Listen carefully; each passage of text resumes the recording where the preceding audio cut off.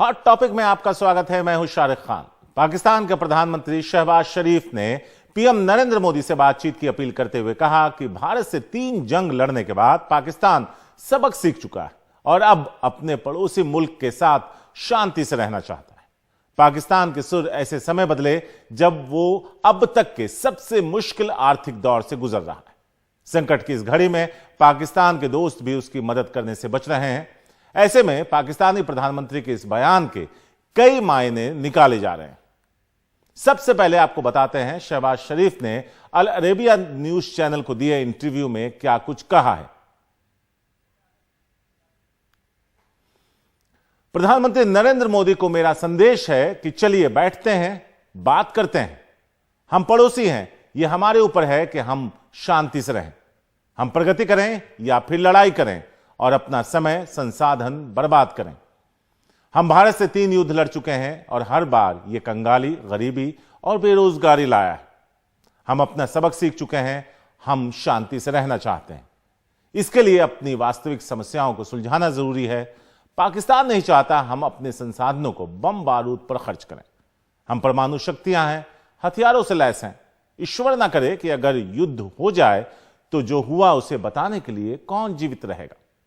मैंने प्रेसिडेंट मोहम्मद बिन जायद से कहा है कि वो अहम रोल निभा सकते हैं। मैं भरोसा देता हूं हम भारत के साथ संजीदगी से बातचीत को तैयार हैं। Pakistan has learned its lesson. We had 3 wars with India, 3.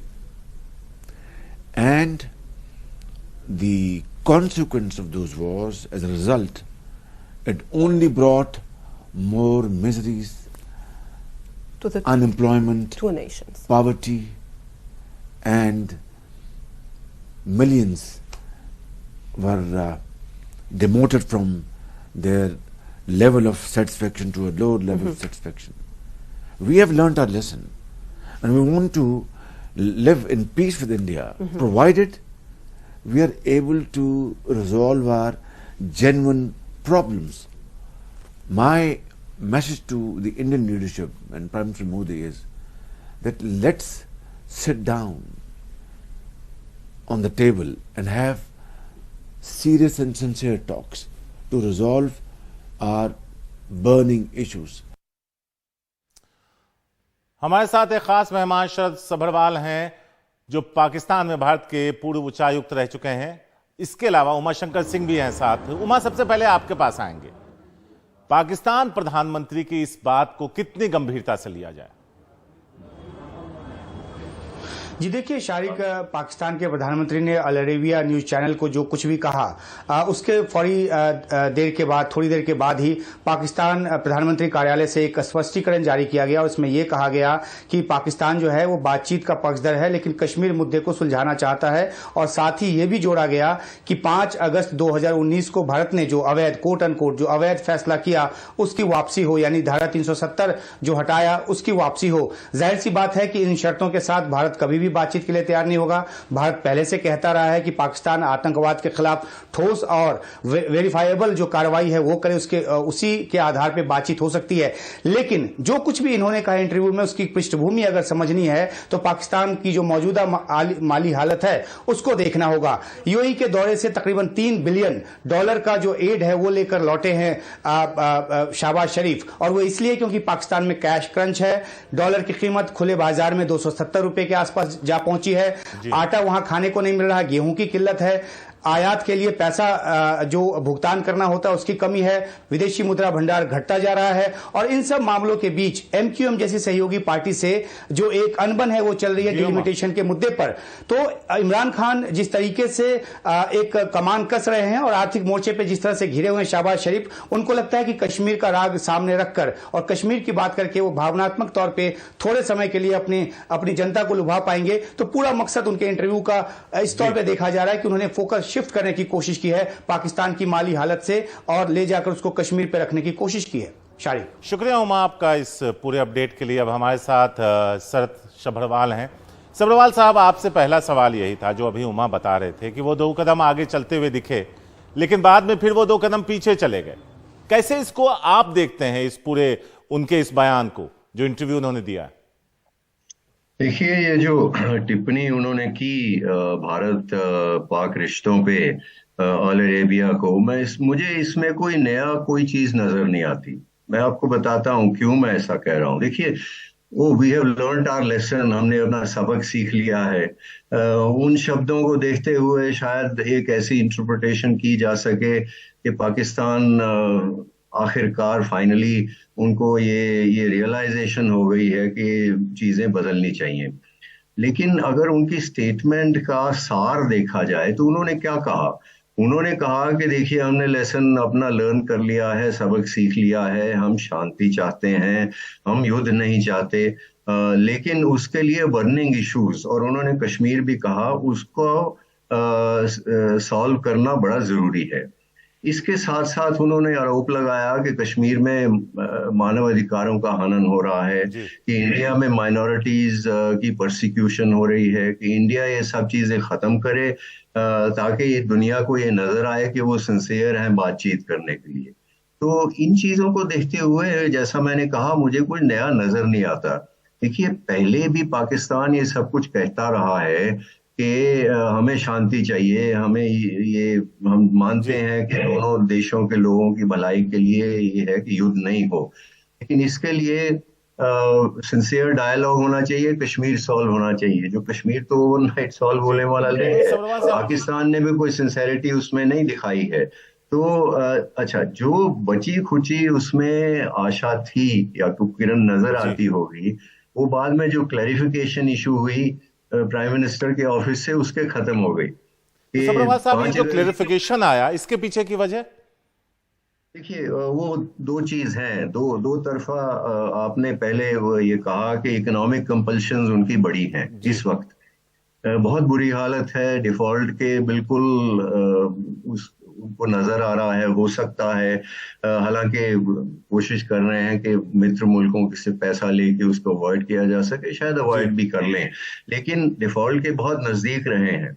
IMF से उनका प्रोग्राम जो चल रहा था अभी फिर से रुका हुआ है। तो एक तरफ ये है, दूसरी तरफ TTP टेरर बढ़ रहा है। तो एक तरफ तो कंपल्शंस है, लेकिन दूसरी तरफ उनकी पॉलिटिकल कंपल्शंस है। बिल्कुल, PMLN का इस वक्त बहुत कठिन स्थिति से सामना है, क्योंकि उनको कुछ ऐसे स्टेप लेने पड़े इकोनॉमिक फील्ड में जिससे कि लोगों में उनकी पॉपुलैरिटी गिरी है। उधर इमरान खान उनके सामने हैं जिनकी पॉपुलैरिटी बड़ी है। पंजाब में असेंबली डिसॉल्व होगी, 90 दिन में इलेक्शन होना जरूरी है कॉन्स्टिट्यूशन के मुताबिक। उसके बाद आगे चलकर इस साल में फेडरल असेंबली के लिए भी इलेक्शन होना है। तो ऐसे समय में जो बढ़ती हुई पॉलिटी है, उसमें पाकिस्तान के लिए कोई पॉजिटिव कदम इंडिया के साथ लेना वो पॉसिबल नहीं है। तो ये जो क्लैरिफिकेशन आई है, इसको उस बैकग्राउंड में देखना चाहिए। सर्वमान साहब, आपका बहुत बहुत शुक्रिया। आज थोड़ा वक्त कम है, इसलिए हम बहुत ज्यादा आपसे इस पर चर्चा नहीं कर पाए, लेकिन जैसा आपने बताया कि उनकी राजनीतिक मजबूरी है, लेकिन जिस तरह से वो एक कदम आगे बढ़े थे, उसके बाद जो क्लैरिफिकेशन आया, वो 2 कदम पीछे जाते हुए भी नजर आए।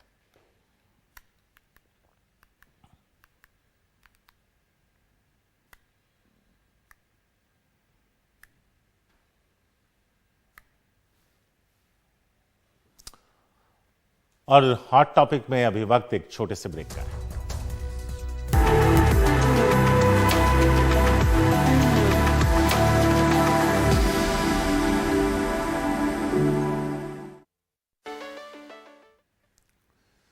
स्विट्जरलैंड के दावोस में बर्फीली वादियों के बीच गर्मजोशी से अगर कोई बात हो रही है तो वो है भारत की ग्रोथ स्टोरी की। इस ग्रोथ स्टोरी की ही बात की है भारत फोर्ज के डिप्टी मैनेजिंग डायरेक्टर अमित कल्याण ने।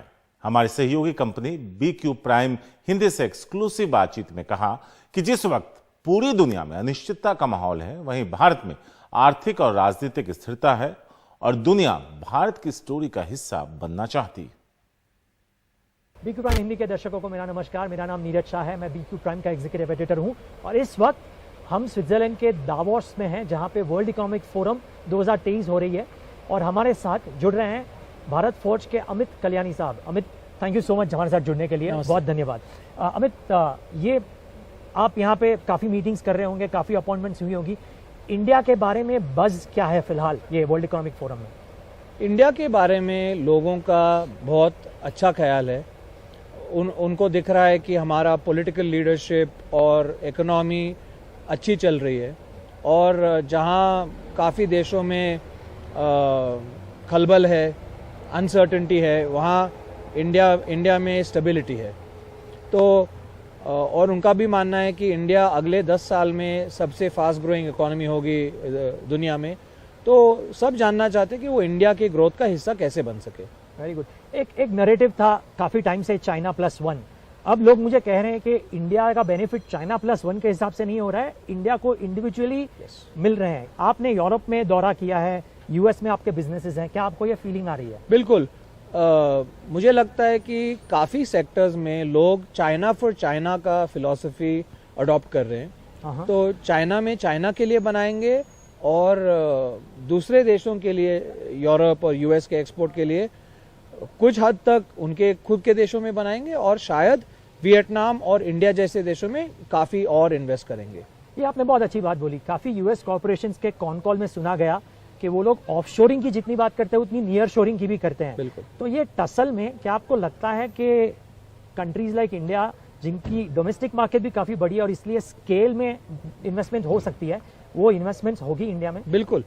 देखिए, इंडिया में हमने इंफ्रास्ट्रक्चर और सोशल सेक्टर्स में बहुत अंडर इन्वेस्ट किया है।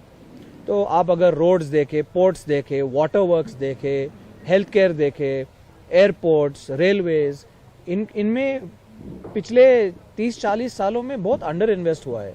तो अभी वो इन्वेस्टमेंट कैचअप होगा, और वो कैचअप में we will be one of the largest countries to invest in these sectors going forward. तो इसका सब लोग हिस्सा बनना चाहते हैं, और इंडियन कंपनीज भी चाहते हैं कि वो इसका सबसे ज़्यादा एडवांटेज ले ले, और अगर पार्टनरशिप करनी हो या अपना खुद का टेक्नोलॉजी डेवलप कर सकते हैं तो वो भी हो जाएगा। वाह। अमित, आखिरी 2 सवाल। आप एक कॉन्ग्लोमरेट हैं, मतलब आपकी एक बड़ी ऑटोमोटिव बिजनेस थी, लेकिन इंडस्ट्रियल जैसे आपने बताया अभी ज़्यादा बड़ी है, और आपके पास बहुत नए एक्साइटिंग बिजनेसेस जो भी काफ़ी बड़े हैं।